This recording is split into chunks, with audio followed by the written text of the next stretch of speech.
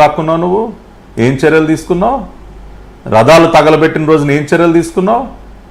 దేవాలయాలపైన ఒకదాని తర్వాత ఒకటి దాడులు జరుగుతూ ఉంటే ఇంట్లో పార్టీ చేసుకుంటూ ఉన్నావా? ఏం చర్యలు తీసుకున్నావు నువ్వు?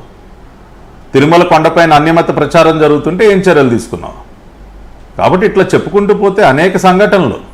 నువ్వు ఒక హిందూ ద్రోహివి, హిందూ ద్వేషివి అని చెప్పడానికి అనేక ఉదాహరణలు ఉన్నాయి. ఆ ద్వేషానికి యొక్క పరాకాష్ట స్వామివారి ప్రసాదంలో కూడా నువ్వు ఎంత నీచానికి ఒడిగట్టావంటే, నీ కాసుల కక్కుర్తి కోసం స్వామివారి ప్రసాదంలో కూడా నువ్వు డబ్బులు మింగటం కోసం, నీ కాసుల కక్కుర్తి కోసం యానిమల్ ఫ్యాట్స్ కలిపినటువంటి నెయ్యితో ఇవాళ ప్రసాదాల తయారీకి ఒడిగట్టావు నువ్వు. ఇవాళ ప్రెస్ మీట్లో ఆయన ఏదో చాలా అతి తెలివిగా మాట్లాడే ప్రయత్నం చేశాడు. అంటే 2-3 పాయింట్స్ ఆయన లేవనెత్తినటువంటి అంశాలు, మీరు అడిగినటువంటి ప్రశ్న ప్రతి ఒక్కదానికి కూడా క్లారిఫికేషన్ ఇవ్వాలి ఇవాళ.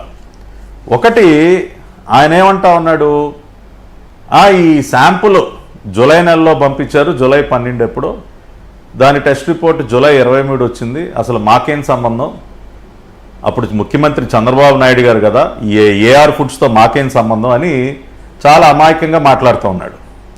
కానీ వాస్తవం ఏంటి, ఈ నెయ్యి కొనుగోలుకు సంబంధించినటువంటి టెండర్ పిలిచింది ఎప్పుడు? మార్చి 12, 2024. అప్పుడు ముఖ్యమంత్రి ఎవరా? నువ్వు కాదా జగన్ రెడ్డి?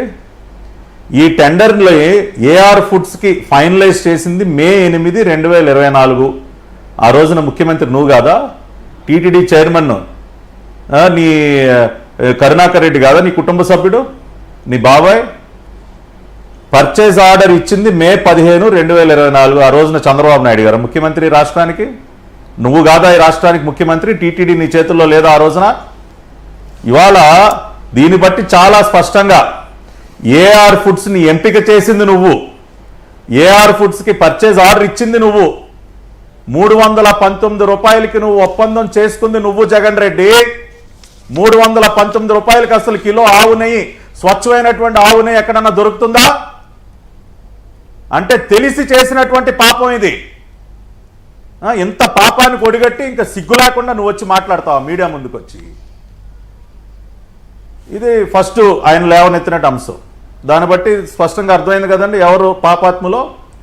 రెండవది, జూలై 23వ తేదీన వస్తే ఇవాళ మాట్లాడుతూ ఉన్నారు ఏంటి అని అడుగుతూ ఉన్నాడు. జూలై 23వ తేదీన ఈ రిపోర్ట్ ఎప్పుడైతే బయటకు వచ్చిందో తక్షణమే చర్యలకు ఉపక్రమించింది చంద్రబాబు నాయుడు గారి ప్రభుత్వం. ఇమ్మీడియట్గా ఆ ఏఆర్ ఫుడ్స్ కంపెనీని బ్లాక్ లిస్ట్లో పెట్టడం, వాళ్ళకి నోటీసులు ఇవ్వటం. నీ వైవి సుబ్బారెడ్డికి ఎప్పుడు వచ్చింది ఆ నోటీసు? నీకు తెలీదా? రమ్మను, మాట్లాడుతూ ఉన్నాడుగా, అడుగు. వైవి సుబ్బారెడ్డికి విజిలెన్స్ డిపార్ట్మెంట్ వాళ్ళు ఎన్ని రోజుల క్రితం నోటీస్ ఇచ్చారు? నిన్నగాక మొన్న మాట్లాడటం కాదు. దీనిపైన చర్యలకు ఎప్పుడో ఉపక్రమించింది.